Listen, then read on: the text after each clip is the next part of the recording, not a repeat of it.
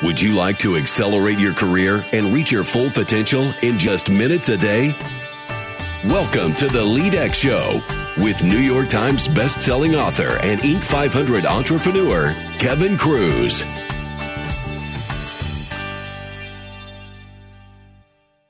What leadership lessons can we learn from a legendary Hollywood movie maker? Hello, everyone. Kevin Kruse here, helping you to get 1% better each and every day.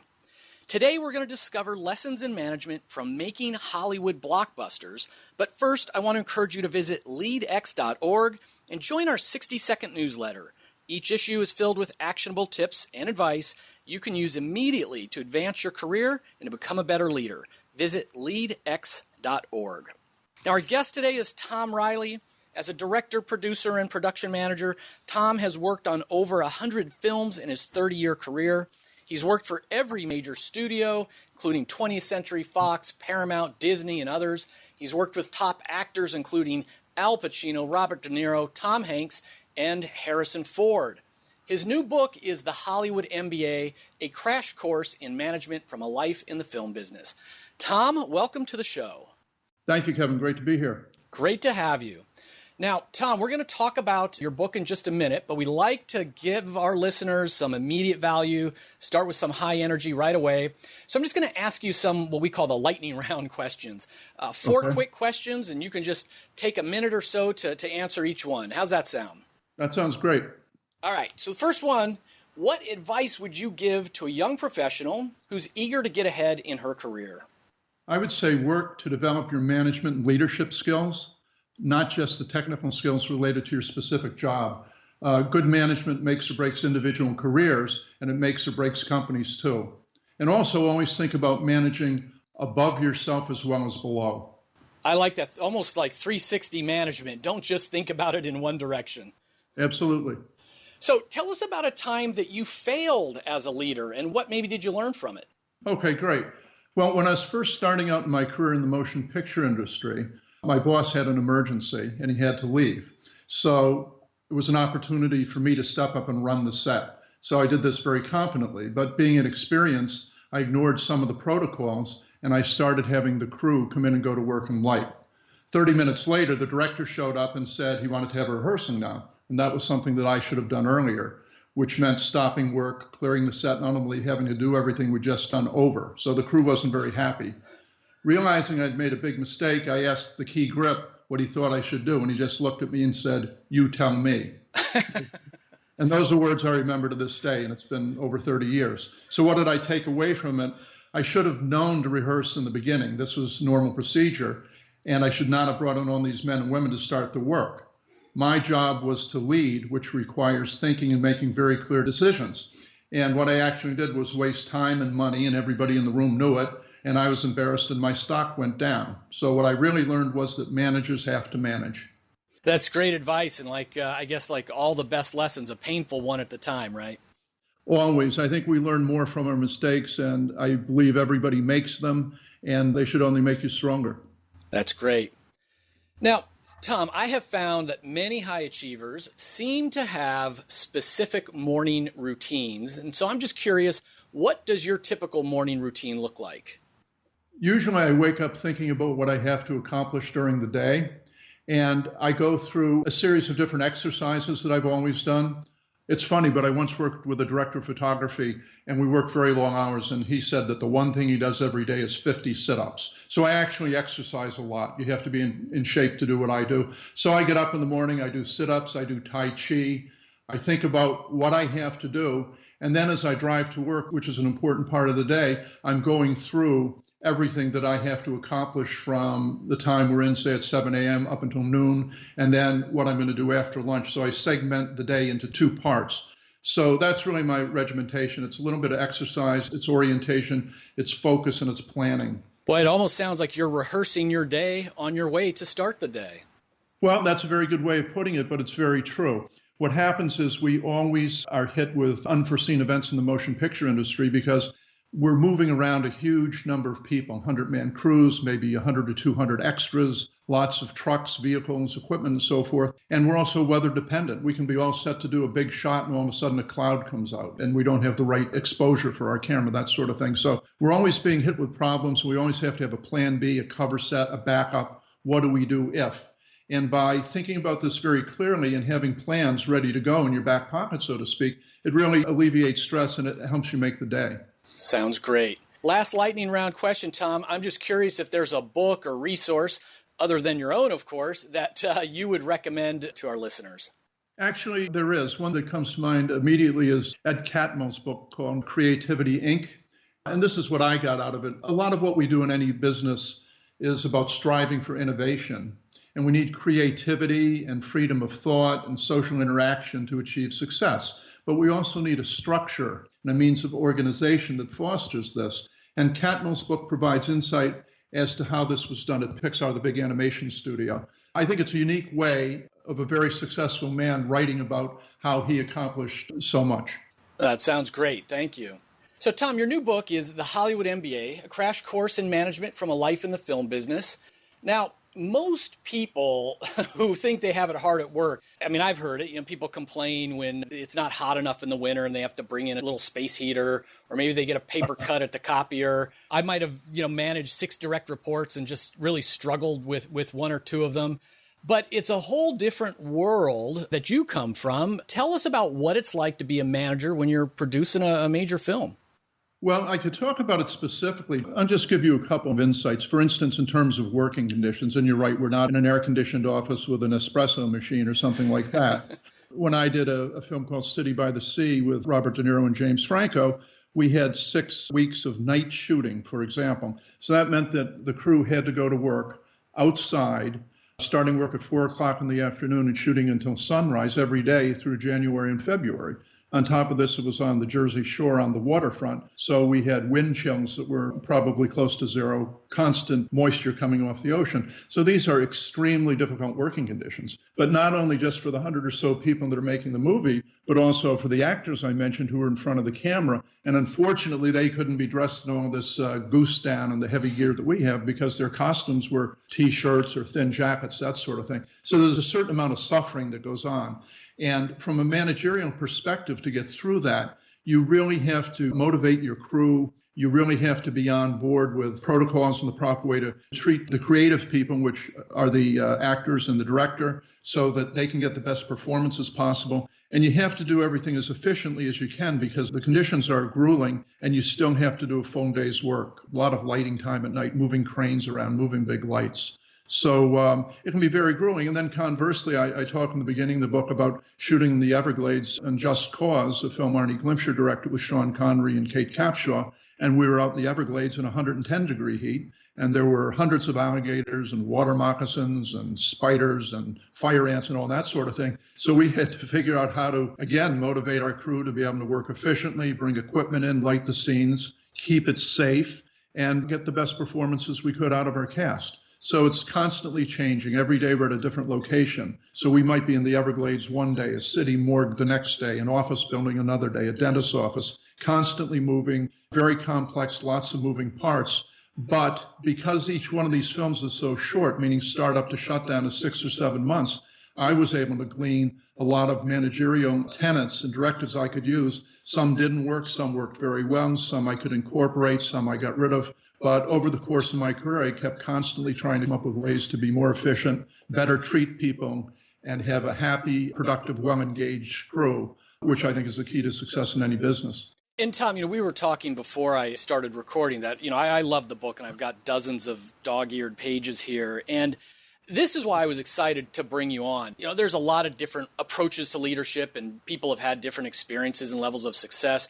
But man, what you just described, in terms of the number of people that need to be coordinated and how little time you have to bring the team together and get everybody working together. And one of the things that I really learned was just the danger element. I think just watching a movie these days, you just assume that it's all taken care of, or these days that it's CGI. But you pointed out that, in terms of the stuntmen, there's been 37 deaths, I think you mentioned, just between 1980 and 1990. And while we might hear of like Brandon Lee, or occasionally, everybody kind of hears about someone famous in the news, I had no idea that, the stunts were actually that dangerous or it was that common for someone to be hurt. Yeah, unfortunately it is. I'm happy to say that I've never had a serious injury on one of my sets, but it does happen a great deal, unfortunately, and it just depends on what you are doing. Our job is an industry, really, and we use 2,000-pound cranes. We have people jump off of buildings. We use high-voltage electricity. We shoot on train tracks, in helicopters. There have been horrible helicopter crashes where camera crews have been killed and people decapitated and that sort of thing. So one of our biggest things is a safety meeting. I have a safety meeting every single day before we shoot and go over with everybody in the crew what we're doing. For instance, are we using guns, explosives, sometimes a dangerous animal like a Brahma bull or a tiger or an elephant or whatever the case may be. And you have to really stress to people this is a job and nobody should get hurt. We're here to make a movie and we also want to have fun, but don't get hurt. An example would be sometimes we're shooting at a heliport and we have a helicopter and at the last minute maybe a makeup artist wants to run in to touch up Harrison Ford's makeup or something like that.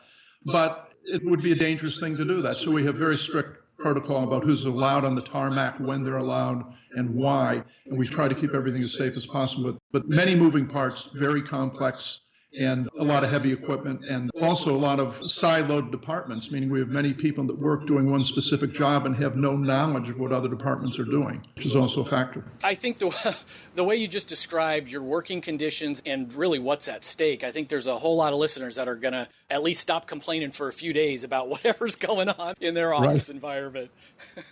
Yeah. So go ahead, Tom. I was just going to say, I find that sometimes when people listen to me speak and hear what I have to say, they also look at films differently. I know I get a lot of feedback from my college students about they never realized how dangerous some of the things were or how complex they were or how long it took to shoot things or what it's really like to fly a car over a bridge 8 stories above the water, that kind of thing. So people look at films differently and they analyze them a little more after they hear some of these things. Absolutely. Now you have a chapter, again, it was one of my favorites. You talk about how leaders, we can get more performance, better performance out of people by replicating the Oscar effect. And what a great term, the Oscar effect. So tell me about that. What do you mean? Well, what we noticed is that in the film business, we're kind of unique because people work very hard and we built within the system, there's a lot of self-motivation. In the book I mentioned, I think I was doing a film in Providence and I came out from dinner and it was 10 o'clock at night and I noticed the lights were on in the building where our office was up on the 7th floor, and I determined that was where the costume department was. So the wardrobe crew was working late at night. Nobody told them to do it. They weren't getting paid overtime. They were just doing it. So I got to thinking, what is motivating them to do this? And one of the things is instilled within the business is a great degree of responsibility. And another thing is that we have a lot of public recognition and public display. What we do is very public on the set because everybody's individual task is observed and affects what other crews and departments are doing.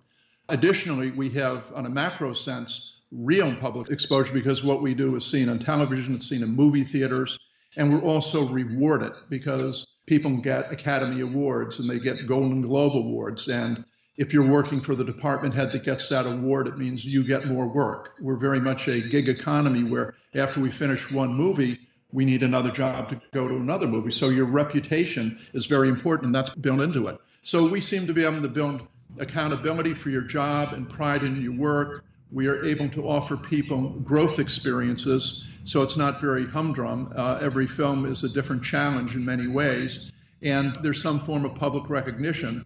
And I think all of those factors I've observed helps to motivate the crew and the workers. And this is across all departments and all levels. So it's an interesting factor. And I think it's very much, these are tenets that can be adapted to other businesses where you can instill different things to motivate your workforce or your crew or your office staff or whomever to improve and pick up the pace and take more pride, and they're more engaged. That's great. Great advice. And I also wanted you to talk a little bit more about when you get special requests from workers, you say that this is actually a chance to build equity. You mentioned, I think, an actress on one of your movies that wanted to fly home on the weekend to see her daughter. But you also point out that if you say yes to one request, I mean, everyone could come back with the same request. So I'm curious about, this idea of granting these special requests, saying yes as a way to build equity, but how do you know when to say no? Well, I think a lot has to do with exposure. Before I decided it would be okay to have that actress take an extra day on the weekend, I had to really think about where we would be if there was a snowstorm and her plane was stuck somewhere and she couldn't get in. So it can have a big effect because scheduling in our business is dependent on so many other things. Sometimes we might want to go to another set, but we haven't built it yet. So there's only a finite number of places we can go. There's only a finite number of people that may be available for scenes. But in looking at it and determining that, yes, I could give this actress the extra day off, and if she got stuck, there are several other scenes we could do for a few more days, we probably weren't exposed financially. If we were exposed in any way, I would have said we really shouldn't do this. But I find that by doing that, she's happy, she's appreciative, and she was saying, like, if you let me do this, it's, anything you want, and, bring me in at 3 a.m, I don't care. Because she wanted to get home, and I appreciate that, as you would, being a father and so forth. So there are other times when you might not do it. Sometimes you'll have department heads who may want to put on a couple of extra men for a certain big scene, and you may, meaning I might say, this makes a lot of sense because it'll save us time or money, or I might feel like we really don't need it, we're not in the budget. For instance, maybe a makeup artist would want a second person to help her because she's a little bit buried with her work. She has 3 actresses, but I may know that we have a 3.5-hour lighting job, which happens to be huge, so she's going to have all the time in the world. So I might say, look, why don't you do it? You've got plenty of time. We'll give you a 15-minute warning. The reverse of that would be she's got a few actresses and we're going to be ready to shoot in 20 minutes. So I would say, yes, let's bring in another makeup artist to help you, and you can each do 1 or 2 of the actors. And what that does is that allows them to do their job very well. It alleviates their stress, and it makes them feel like they've asked for something and they're being supported by management, which I think is very important. They also happen to have a unique situation because as makeup artists, they're working with key talent. They might be working with anybody from Warren Beatty to Robert DeNiro to Vanessa Redgrave, and they need a relationship. They don't want them to have a sense of being rushed. They're working very closely with them. They're working on their face and so forth for maybe an hour, hour and a half at a time. And they want that actress to leave the dressing room feeling calm, relaxed, and ready to do her work in front of the camera. And that's another thing that I always am very cognizant of. We go through all of this madness with our giant crews and all of our equipment, setting something up, and then ultimately we stop, hold the work, and we put an actor and an actress in front of the camera, and it's those 2 people that now become important. People who also have to be managed, as I just pointed out, and dealt with in a certain way. Yeah, there's a lot there, and it's really interesting because, well, first of all, I think the persuasion psychology will say that there's that law of reciprocity. So it's almost if you do someone a favor or help them out, they're going to automatically want to do the same for you when the time comes to it. But then also just back to that sense of ownership and teamwork where everybody knows that they're playing an important role in a much bigger production that's going to have public recognition and visibility, also means that I think it's easier for you to give a high degree of trust, or it makes sense to give a high degree of trust, knowing that it's probably pretty rare that it would be abused in any way. Right, I think that's true, but I think the trust also, depending on how intricate the job is and who's involved in doing the job, has a big impact. Like in the book, I talk about doing a full fire burn, which means that we lit a stuntman on fire with flammable liquids for a scene in a stunt movie called FX, and he was burning from head to toe. So for us to pull that off, I really had to trust every single person involved in doing that shot, and they had to trust me. Because even though I talk about the difference between being the manager versus like the emergent manager, because sometimes you can be the boss, but you don't know what you're doing. You're not a good manager. Sometimes we get crew members like that. We get what we're dealt. We inherit people. This is who you have to work with. So trust is really important, especially when life is at stake, which is one of the things I write about quite a bit. So the fact that I knew that the special effects people, the stunt people, the fire marshal, the director, all of those people trusted me to execute the scene properly meant a lot. And conversely, everybody felt they were safe. Everybody knew that if we had to abort, if there was a problem, there's a protocol for it. Everything was discussed, rehearsed. And once everybody was comfortable, that reciprocity really at the end of the day is what pays off. Because if they didn't trust me or they're hesitant, we could have a disaster on our hands. Right. Now, Tom, before we wrap up, we do like to challenge our listeners every day that we do the show to become at least 1% better. We want them to take away something actionable. So what's one specific thing you could challenge our listeners to try out today? What I would do is I would have them start processing their decisions by using what I call the hard corner approach in the book. It's almost like a jigsaw puzzle. And what you do is you ask yourself, what is my end goal? And as soon as you can isolate that, and often for me it's just to get a day's work done no matter what, then decisions instantly become a lot easier. And the hard corner approach applies to many other businesses and life situations as well.